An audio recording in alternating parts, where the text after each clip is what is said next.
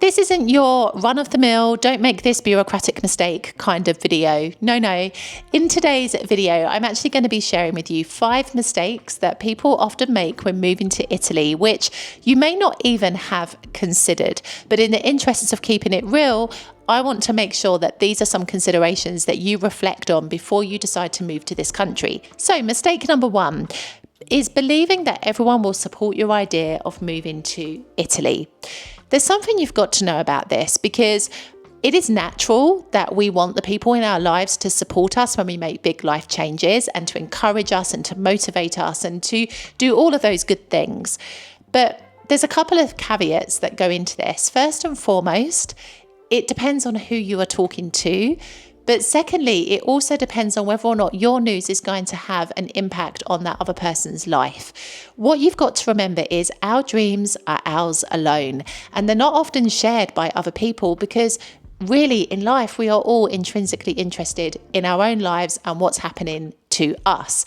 And so if somebody is sharing news with us that doesn't really impact us, a lot of the time people will do the nice thing and nod and say, well done, that sounds great. But then they've tuned out and they're back focusing on their own lives again. This is the reality.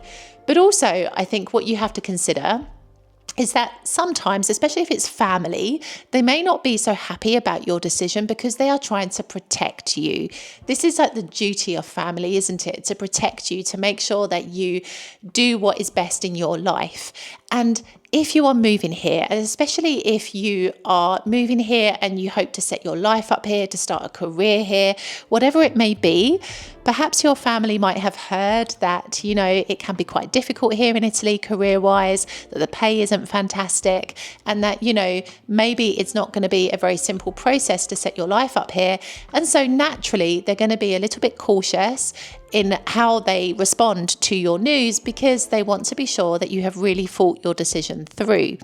Now, there is, of course, the group of people who are triggered by your news because they have unfulfilled dreams of their own. Perhaps they too wanted to move to a different country, or they wanted to make some kind of big life change, but for whatever reason, they never got around to it. And so listening to you sharing this news could very well be the trigger point that makes them realize that they have life regrets. And so you may not get the response that you had hoped from those kinds of people. Now, a place where I'm almost certain you will not be expecting this kind of lack of support comes from the online expat communities and forums that you can find. And let me tell you, these are people who are currently living here in Italy. So out of all the people that you could speak to, you would at least expect some kind of support from people who have walked the same path that you're about to embark on. But let me tell you, that does not always happen. And I honestly have lost count of the amount of times that people come into these groups full of positivity and kind of motivation for their decision to move to Italy, only to be belittled and jumped and pounced upon with all sorts of negativity and horrible stories about life here and challenges and difficulties, to the point where I think the person that originally makes the comment probably regrets ever saying anything in the first place. Because this is the thing. Those people who respond like that to people who have a dream of moving to Italy are basically projecting their own terrible experiences onto others. Maybe they don't realize that they are doing this in a way that could kind of deter other people. Perhaps they think they are protecting them by telling them about, the terrible experiences they've had. But if all that person is doing is just kind of dumping all their negativity onto you, in my kind of opinion, that isn't help. That is just somebody wanting to vent because they've had this terrible experience. We all bond over negativity, and they just want to find somebody else who will be able to share that moment with them. You've just got to be very, very mindful of your dream. And I'm really a big believer in keeping things to yourself until you're really, really sure of your decision. I feel that if you tell people your dreams and your goals and your aspirations of moving to Italy too early, chances are you open yourself up to be dissuaded, to decide that maybe, it's not the right decision, to have second thoughts. I think it's far better to actually keep things to yourself, take that moment for you, be more certain about your decisions, so that if people come at you and don't show you this level of support, you have coping mechanisms and ways that you can progress through that. But honestly, this is something that can be a bitter pill to swallow when you expect people to congratulate you on such a decision and to be there for you. But it's just the way of life. I think in life, we have to accept that not everybody is going to be our cheerleader, and that's absolutely okay. Not everybody's going to understand our dreams, and that's also okay, because the most important person that should understand what they are doing ultimately is you anyway. The second mistake that people make when moving to Italy is relying solely on professionals. Now, I put professionals in inverted commas because you do get some like cowboy artists who come along and pretend that they know everything about Italy, only to later on realize that you've been ripped off. I'll talk about this a bit later.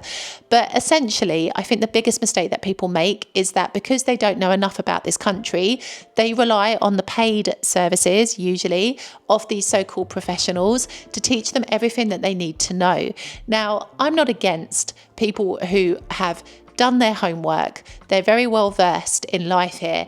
They are reliable and dependable people that you can turn to if you have a problem. There are plenty of people that I follow on social media that I'm very aware of in different communities who you should absolutely trust your money with when it comes to moving to Italy. However, I do think that even with those kinds of people, it helps if you have done some of your own research. You know, the internet, the most valuable resource we have, can tell us everything that we need to know. And if it just feels like it's so intimidating to like go through pages and pages of Google results, use artificial intelligence. Go on to Perplexity, which I thoroughly recommend because they are more accurate in terms of the sources of information, and you can find out where that information has come from as well, so you can deepen your research. But use these tools to help you to collate the information that you need to at least give you a foundation of knowledge to do with the aspect that you want to get professional advice in. I think if you go to these professionals with absolutely zero knowledge, you open yourself up to being scammed, to being ripped off, to people taking advantage of you. I do think you have to have your eyes wide open, and I do think having done a little bit of homework beforehand, this can really help you to be better prepared and to come up with questions and actually feel a little bit more in control of this whole aspect of your life. Now, where I say to you that you have to be careful with these professionals is that when I was navigating the whole Brexit moment here in Italy, I had some questions that I needed answering, and I had seen a particular expert's name mentioned in different expat communities, and I decided to have a consultation with this person. I won't name names. And I received a quote after this consultation by email for future services if I wanted to continue. And the price was eye-wateringly high. And just something inside of me said that I didn't need to do this. I could figure out what I needed to figure out about this whole Brexit issue alone. And I did. And I saved myself a lot of money in the process. But also I just think that people take advantage of the fact that maybe you don't speak Italian.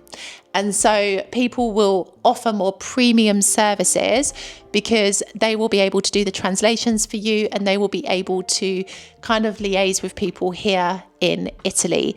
Yes, you might need professional services. Absolutely. It really depends on your own individual circumstances, especially if you're going to be dealing with any kind of purchases of property here, etc. I'm not saying that you should do it all alone, but I'm also not saying that you should rely solely on these professionals. Try to do some of the legwork yourself. Try to at least have a basic understanding of what you are researching and what you need information on, because unfortunately not everybody is as honest as they should be, and a lot of these services do treat people who want to move to Italy as walking banknotes. And maybe I'm the only person on the internet that's ever going to tell you this, but it's true, and I've seen it. And I also see how in some expat communities they are run like businesses. You know, all the referrals, all the recommendations, they come as a result of people actually paying into that community to have the opportunity to showcase their work.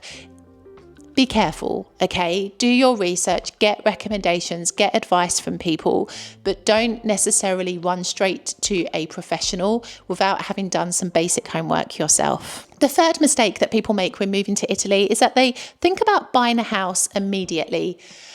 I don't even know where to begin here, but please just don't do this. This is what I really, really want to say. It's romantic, especially when you see the prices of properties here, especially in the south of Italy, or you see those €1 home deals, which are never really deals in the long run, trust me. I can understand why you might be tempted to buy somewhere rather than renting, but really, please, just don't. And the reason I say this is because I think you should experience life in this country first, because honestly, why would you want to go through that lengthy process of buying a property and everything that you have to pay in relation to that, translations, lawyer services, real estate fees, taxes, whatever it may be, and then realise that actually Italy is not what you thought it was. I think buying a property should be something that you take your time over, because you might even discover that the place you initially thought you wanted to move to isn't the right place for you after all. Perhaps it's too noisy, it's too busy, perhaps it's too quiet, perhaps it's too isolated. Like, you just don't know these things until you start living life here on a more long-term basis. I'm a big believer in just taking your time as much as you can. If your dream really is to move to Italy, come and spend extended periods of time in this country, as much as your visa options allow, depending on where you're coming from, and really get a sense of what it's like to live in the chosen area that you're interested in. Consider renting out an Airbnb. I know that there's this big thing about Airbnbs at the moment and how they are pricing out local people from renting properties. But in terms of having a really authentic experience, having your own set of keys, having your own front door, being responsible for tidying up and cooking and cleaning, that's going to give you a flavour of everyday life more so than staying in a hotel, which is going to just keep you in the holiday vibes. So I just think you've got to come here and you've got to experience life for what it is, and you've got to have your eyes wide open. Biggest thing. And you don't experience any of that until you've really been living here for a couple of months at least. So do consider this. Do consider renting first of all. I know renting can be challenging, particularly because landlords have to know you. You must have, a solid amount of income behind you, be able to put down sometimes quite high deposits. But I really feel that you are more free through renting than from buying a property, in the sense that, yes, you have break clauses and you have to give sufficient notice if you decide to leave. But the fact is you can leave. Whereas if you buy a property, you then got to think, am I going to rent it out to another person? What are the implications tax-wise on that? Or am I going to sell it? All of which are really, really unnecessary complications. And so I personally think the best thing to do is to spend an extended period of time here. When you are ready to make the move and you've chosen your area, rent to begin with, and really understand a little bit the rhythm of life, and also get to know people, because trust me, through the people you get to know, you will soon understand average house prices, because sometimes they do like to be a little bit inflated depending on where you are in Italy. And also you'll get a vibe as to where could be the best part of the area you're interested in to actually buy a home. So don't rush this aspect. It's romantic and dreamy and lovely to say that you've bought a property in Italy, but just take your time in doing so. There's no major rush. The fourth mistake that people often make when moving to Italy is listening to those who don't live in Italy. Social media, love it or hate it, it is a great place for you to research what life is like here in Italy. And there are hundreds upon hundreds of accounts that you can find on Instagram, on YouTube, TikTok, you name it, there's an account about Italy. But not every person who runs those accounts actually lives in this country. And this is where you need to be a little bit discerning about who you are taking your information from.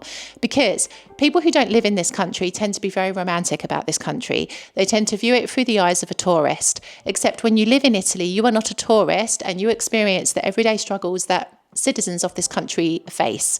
So it's a very different experience and outlook on life. And I think the most important thing you can do is to balance the content that you consume. By all means, follow the accounts that love Italy, because it keeps that kind of spirit and magic alive within you. But also follow the accounts like mine, who will tell it to you straight and share with you just what it's like to live in this country, so you can keep a balanced perspective. If you only listen to people who do not live in this country but have a fascination with it, unfortunately, you are not properly educating preparing yourself for what life is like here. A holiday here is one thing, but long-term living is something entirely different. And I want to be sure that you are fully aware of just how important it is to be getting the information from the right sources, because the last thing you want is to come here on a win and a prayer, on a dream, on all the fantasy and romance that you've seen on the internet, only to discover that life isn't really a bed of roses after all. And the fifth mistake that people make when moving to Italy is waiting for the perfect moment. The perfect moment. That time frame that doesn't really exist. There is no perfect moment. You will always feel unsure. You will always feel anxious. There will always be unanswered questions. This is the reality of such a big life decision. Yet people hang on. They hold out. They say, oh, I've just got to get a little bit better at my Italian, or I've just got to understand a few more bureaucratic processes before I make the move, or I've just got to do that, I've just got to do this. At some point, you've just got to do the thing and move to Italy, because there's not ever going to be the perfect time. You're never going to understand everything until you start living here. And even then, you're still not going to understand everything. Your Italian needs to be at a good level, like an ability to converse with people in everyday situations is really the base form that you should be at when you move to Italy. But you don't have to be completely fluent. That will come in time, and you will certainly get good practice when you start living in this country. I see far too many people holding back, waiting for all their ducks to be lined up in a row. But we know in life that that doesn't happen. There are too many variables that are out of our control for us to be really sure that the perfect moment has arrived. I think that if you have really taken your time and you've researched and you've sat with it and you've taken all the right steps, you know, like getting clear on your why, spending enough time in this country, at some point you've just got to go with it. If it works out, it works out. And if it doesn't, it was an experience, and you will learn some significant lessons on the back of it. This is the reality. And I just think life is so precious and so short. We shouldn't be waiting for perfect moments, because really and truly we will be waiting for the rest of our lives. And probably the time for you moving to Italy will never come if that's the attitude that you adopt. I told you these mistakes would sting, but these are mistakes that people make. And the fact is, I want you to move to Italy to thrive in your life here and to set yourself up for success. And you can only do that when you're really honest with yourself as to the things that you're doing that are helping you towards this goal, and the things that you're doing that are ultimately going to make it more difficult for you. If you've enjoyed this video, this is the one I think you should watch next, and I will see you in the next video.